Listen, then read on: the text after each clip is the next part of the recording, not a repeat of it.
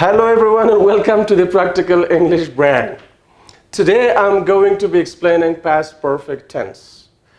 If you would like to master this advanced grammatical point, please stay with me till the end of this video. And let's begin with the name of Allah subhanahu wa ta'ala. Bismillahir Rahmanir Rahim. In this video, I'll be covering these areas. First of all, I'll be giving a very common and standard definition of this tense, and then the general conception. After that, structures and examples, then constructions or short forms, and finally I'll be explaining all the usages related to this tense. So, the general conception that I'm going to be explaining on the next slide is coming after the definition. But the standard definition of this tense is we use past perfect tense when we talk about an action that started and finished at an unspecific time before a specific time or another action in the past. So that is the standard definition of this tense. In simple words, when we talk about something that started and completed before something else in the past, we use past perfect tense. So now, next slide, please. I'm going to explain the general conception using this diagram. Look, this is the current time, and that's future, and this is past. So now the concept here is that currently it's 2 p.m. and I did something before 9 a.m. in the morning. So when I talk about that action, I use past perfect tense. For example, I say, I had done my homework before 9 a.m. Now the current time is 2 p.m. So I talk about a completed action that happened, that started and finished at an unspecific time, maybe here, maybe here, maybe here. The time of that action is not specific. But the concept is here that that action happened before a specific time in the past. And I have to mention the specific time while using past perfect tense.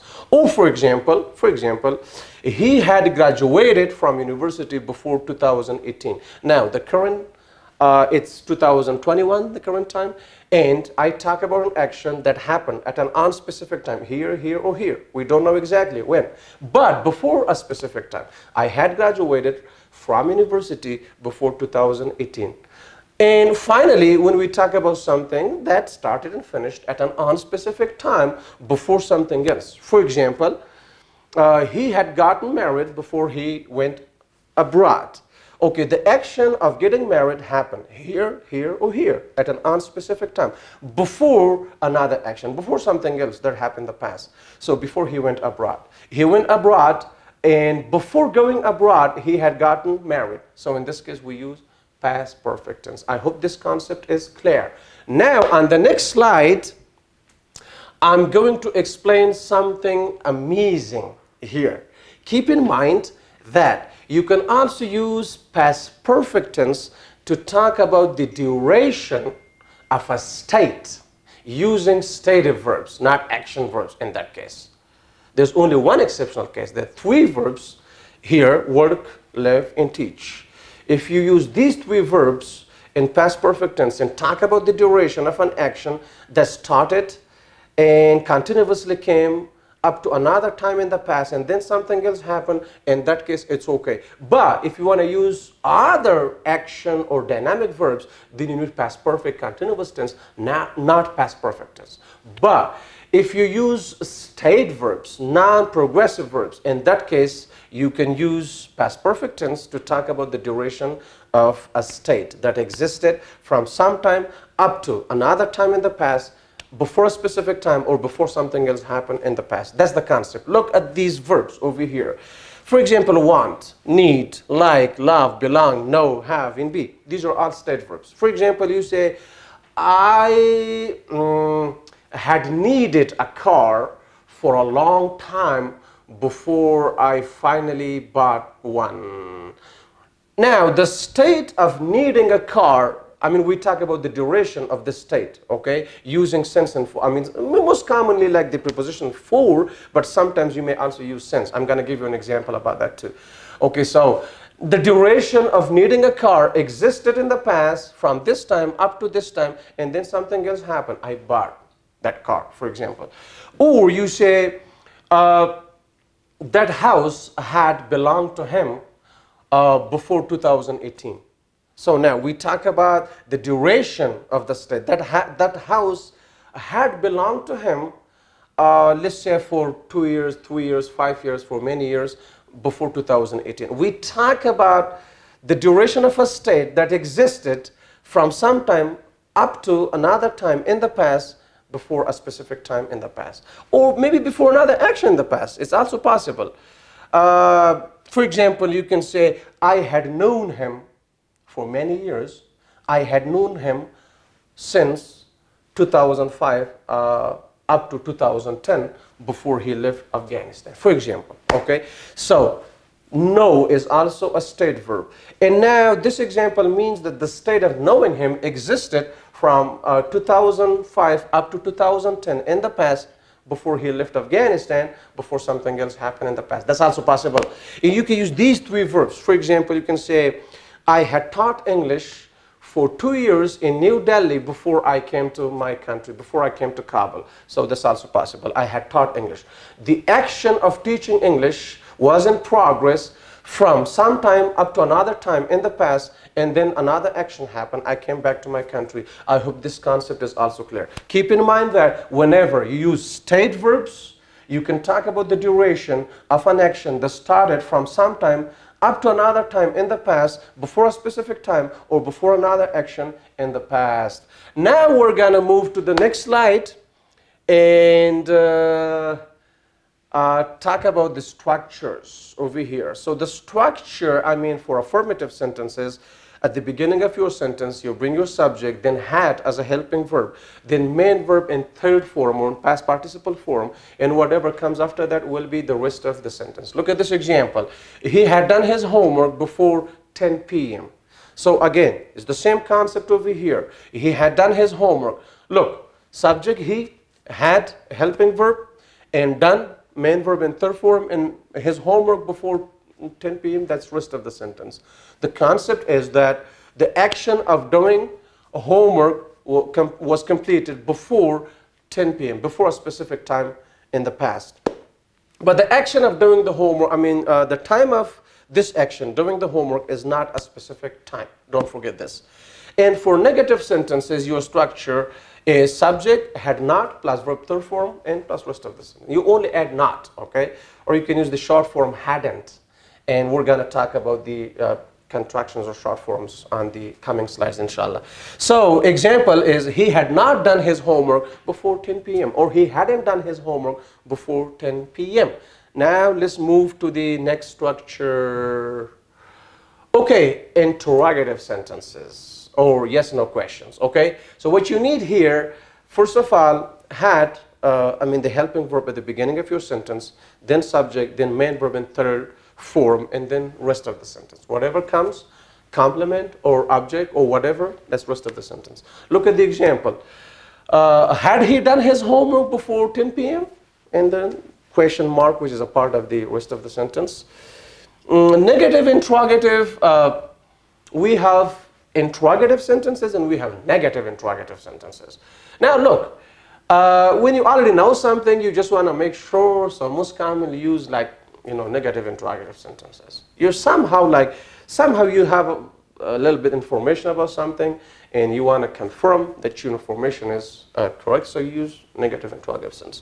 So for negative interrogative sentences, your structure had plus subject plus not, verb third form, rest of the sentence. But that is complete form. In spoken English, I mean, I'm going to explain this here, okay, in these two examples. I mean, the last example that you see over here, this way is more common in spoken English. But it's okay in written English, you can use the complete form. Had he not done his homework before 10 p.m.? So this is negative interrogative. Had he not done his homework before 10 p.m.?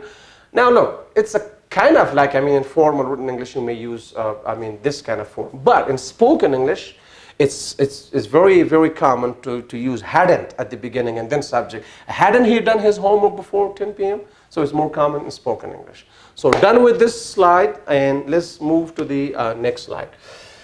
And also WH or information questions. So this is your structure for WH or information questions. At the beginning of your sentence, you bring your WH question word and then had the helping verb, then subject, then main verb in third form, and then rest of the sentence. Look at the examples. What had you done before 10 p.m. last night? What had you done before 10 p.m. last night? Or where had they learned English before 2020? Again, I mean, we asked the question about an action that started and finished at an unspecific time in the past before a specific time, like here, 2020, or last night.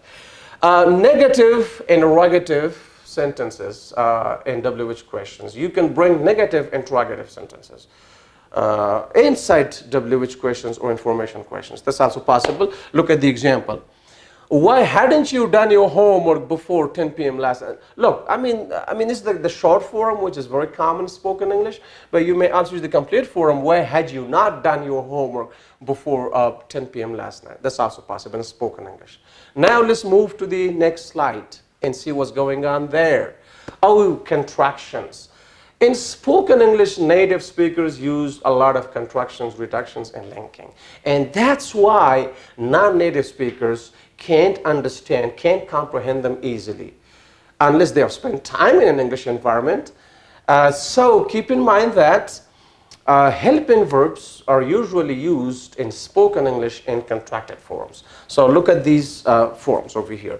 So I had becomes I'd. So I apostrophe and D. Okay, I'd. For example, I had done my homework before I came here. I'd done my homework before I came here.